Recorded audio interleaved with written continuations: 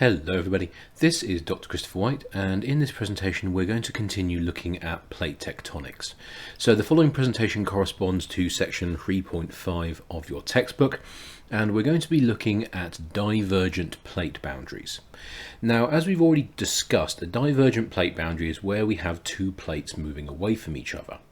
Now, this obviously means that initially you must have had one plate that split in two. And so this means that you have two distinct types of divergent plate boundaries.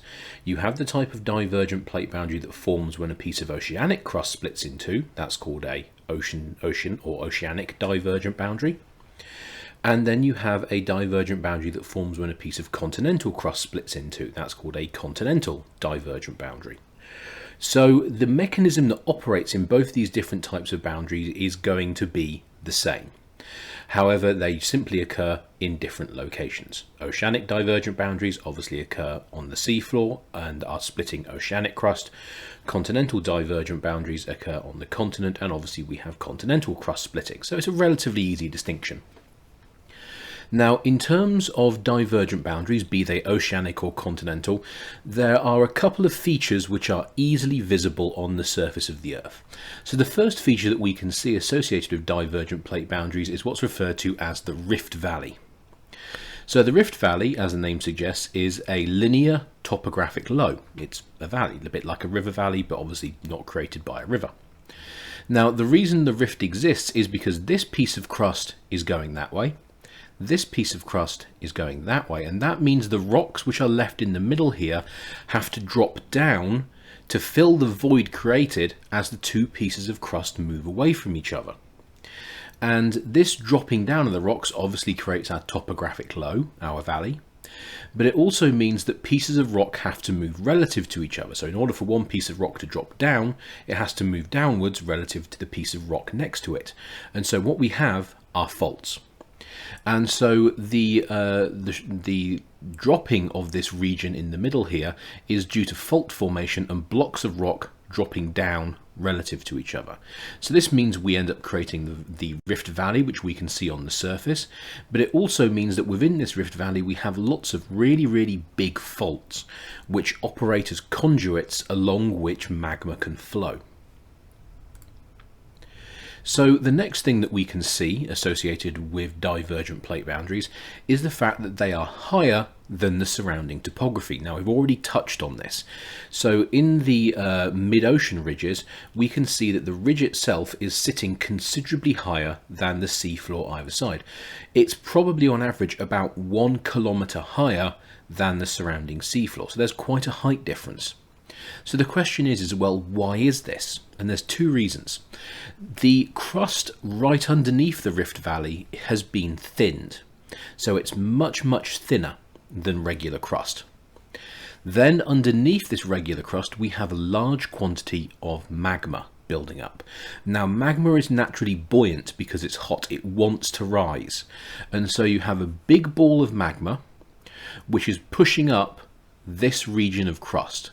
And so the fact this magma wants to rise pushes the crust up above it. If you want to think of an example, imagine you have 4 people and you make each of them hold the corner of a bed sheet, and then a 5th person comes along and they throw a whole load of helium balloons under the bed sheet. Well, what do the helium balloons want to do? They want to rise, but they get stuck underneath the bed sheet, and so the bed sheet will start to dome upwards due to the fact that the helium balloons want to go up. The same thing happens with the magma. The magma wants to go up, and so it pushes the crust directly above it up as well, creating the topographic high. So we have this ridge, which is much higher than the surrounding topography, and within this ridge we have this Rift Valley, which represents the region where the crust is being stretched and thinned and faulting.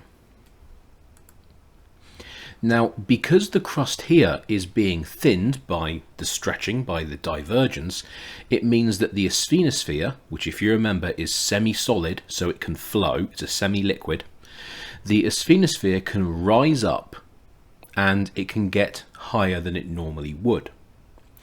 Now, this means that the asthenosphere can begin to melt a lot, and obviously melting asthenosphere creates magma, and that's what's going to create new crust. So why does the asthenosphere start melting? Well, we know that the asthenosphere itself is very, very hot, and the temperature is so high that it's actually beginning to melt. So we know a fraction of the asthenosphere is already magma. Now, the rest of the asthenosphere doesn't melt because the temperature isn't high enough, and the pressure also inhibits the rest of the rock from melting. The thing is if I take a piece of asthenosphere which is down here, which is under very high temperatures, but also quite high pressures, it means it can only melt a little. In contrast, once I take this same piece of asthenosphere and I move it up here, the temperature is going to be pretty much the same, so it's still going to be very, very hot. But there's less rock pushing down on it, so the pressure is lower. And so the lower pressure makes it easier for the asthenosphere to melt. And so in this region here, directly below where the crust has been thinned, the asthenosphere is under lower pressure. It's still at very, very high temperatures, and so the rock can melt very, very easily, creating large quantities of magma. And as we've mentioned, it's this magma that pushes up the crust, giving us the ridge, or the ridge high. Now, in terms of the magma itself, the magma is going to rise through the crust along whatever pathways it can take. Now, the most common pathway in this region is going to be faults, because we've already discussed the crust is being stretched, but the crust is brittle. It's not going to stretch like a piece of silly putty. It's going to snap like a piece of plastic or glass. And so as we stretch the crust, it will fail, it will crack, and that means pieces of crust will move relative to each other, and of course when pieces of rock move relative to each other along some kind of weakness, it's called a fault. So these faults are going to offer the perfect conduit along which magma can move, and so that's exactly what the magma is going to do. It's going to exploit them. It's the easiest path. And so the magma is going to migrate upwards along the faults. Now, the most important thing to remember is that only a fraction of the magma that is actually being generated down here will ever make it to the surface. It's only around 10% of the total magma produced will ever make it to the surface. The rest of the magma, the other 90 or so percent, is going to get stuck in the crust on the way up. And obviously it's going to solidify and it's going to form solid rock.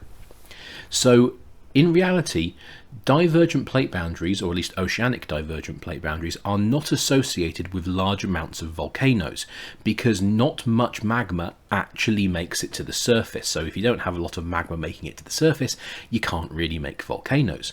Most of the magma gets stuck in the crust here, where it forms this layer, and you can see this layer as a set of vertical lines. Now, this is a region called the sheeted dike complex. And each of these vertical features we can see here is something in geology which we refer to as a dike. It's a vertical sheet of rock. And so if you imagine this is the magma moving along this fault here, this magma will eventually solidify and harden to form rock. And what will that body of rock look like? It will be a vertical sheet. So every time a new conduit is found and magma gets injected into the crust, it forms another one of these dikes. So the magma gets injected, it pushes the crust apart, the magma cools down, solidifies, forming a dike. Then a new pulse of magma gets injected, forces the crust apart, the magma solidifies, forming a new dike, and then so on and so on and so on. So over time, the development of these dikes produced by cooling magma is going to lead to the formation of the sheeted dike complex, and that is actually where most of the divergence actually takes place. So it's not actually due to magma erupting onto the surface that makes the pieces of crust move apart. It's actually the injection of the magma in the subsurface that pushes the crust apart.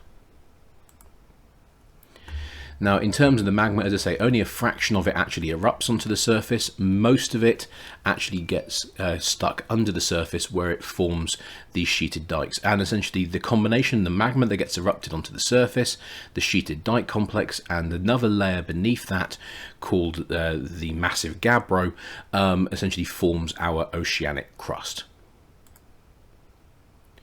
So now let's think about what happens if we're dealing with a continental divergent boundary. So here's our piece of continental crust. Okay, now the first thing you'll notice is this piece of continental crust wants to go that way. This piece of continental crust wants to go that way. Now this means this area of continental crust in the middle is going to be being stretched, and as we've already discussed, rocks don't really like being stretched very much. They'll break pretty quickly. And so we can already begin to see the rocks are beginning to fail. We can see the cracks forming. The other thing is that as we are taking this piece of rock this way and this piece of rock this way, this rock in the middle is being stretched slightly, so it is becoming slightly thinner. So as this region gets slightly thinner, once again, it means the asthenosphere can begin to rise higher. And as the asthenosphere begins to rise higher, the pressure drops. Because the pressure is dropping, it means the asthenosphere can melt more efficiently, and that's going to create more magma. So the magma that forms is going to lead to the formation of an initial uplift. And this is because we have this magma pooling underneath the crust, and once again, the fact the magma wants to rise is going to cause this crust to dome upwards, push upwards. Now, over time, the movement or the stretching of the crust is going to weaken this area here substantially, and here is the formation of our rift valley. So once again, this piece of crust is going this way, this piece of crust is going that way, and that leaves this piece of crust in the middle essentially under extension. It's being stretched. And so we can see this piece of crust is getting thinner, and we can also see it's full of faults, and these faults are allowing blocks of rock to drop down relative to each other, and that's obviously leading to the formation of our valley.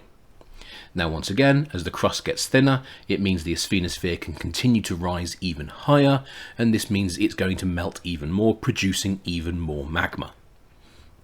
Now, the interesting thing is that in the case of continental divergent boundaries, as the magma moves through the crust, the continental crust, it can begin to melt the continental crust a little bit. And this can lead to the formation of some magmas that have extremely weird compositions.